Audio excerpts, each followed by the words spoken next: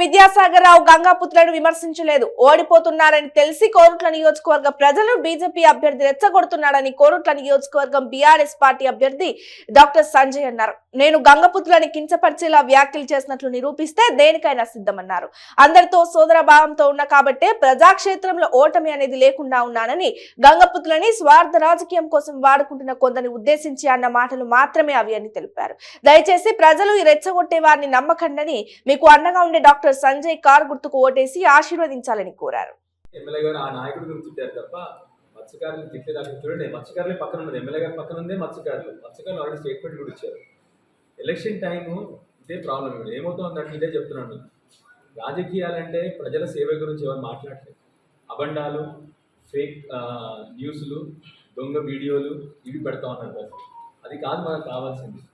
అది ఇంకొకటి, మిమ్మల్ని దయచేసి మీ అందరు చదువుకున్న వాళ్ళు మిమ్మల్ని రిక్వెస్ట్ దొరుకుతాయి.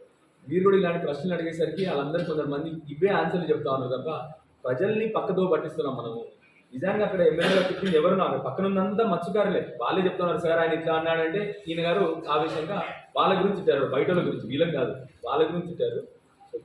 ఎమ్మెల్యే గారు 10 ఏళ్ళుగా ఎమ్మెల్యే ఆయన అందరినీ దుష్మన్ని కూడా అంటే కొట్టినోని తిట్టినోని కూడా దగ్గర తీసుకుని అలుముకునే ఎమ్మెల్యే ఆయన. అందరికి ప్రజలకు తెలుసు. ఇప్పుడు ఏమవుతుంది ఎలక్షన్ టైంలో మామూలుగా ఇప్పుడు మేమేం చేస్తాం, ఇది చేసాం పని చేసి చాతనైనోడేమో ఇది చేశాను చేస్తా అని చెప్తాడు. చేత కానీ బెదవ ఏం చేస్తాడు, దొంగ వీడియోలు, పనికిరాని ముచ్చట్లు, ప్రజలకు పనికొచ్చే పనికిరాని ముచ్చట్లు చెప్పడం తప్ప అలాంటి ఎమ్మెల్యే గారి గురించి ప్రతి ఒక్కరికి తెలుసు. మత్స్యకారులకి ఎమ్మెల్యే గారు కాదు, ఇవాళ మత్స్యకారులు దేశంలోనే ఇన్లాండ్ ఫిషరీస్లో హైయెస్ట్ ఎక్కడ అంటే తెలంగాణ రాష్ట్రం. అది కూడా మత్స్యకారులు తెలంగాణ రాష్ట్రం వచ్చిన తర్వాత పెరిగిన గౌరవం ఎక్కడ పెరగలేదు. ఎమ్మెల్యే గారు కానీ మా ముఖ్యమంత్రి కేసీఆర్ గారు కానీ 100% ఇవాళ. ఒకప్పుడు తెలంగాణలో చేప ఎక్కడ అంటే ఆంధ్ర చేప అని చెప్పేవాడు. ఇవాళ అదే తెలంగాణలో మన తెలంగాణ నుంచి బయట రాష్ట్రాల చేపలు పోతానంటే ఆలోచించేయండి ఎక్కడికి వచ్చిందో తెలంగాణ, మన మత్స్యకారుల పరిస్థితి ఎక్కడికి వచ్చింది. సో 100% ఎమ్మెల్యే గారు వాళ్ళని తిట్టలేదు, వేరే వాళ్ళ గురించి తిడుతూ ఉన్నారు అక్కడ అందరి నిల్చొని వాళ్ళ ముందర.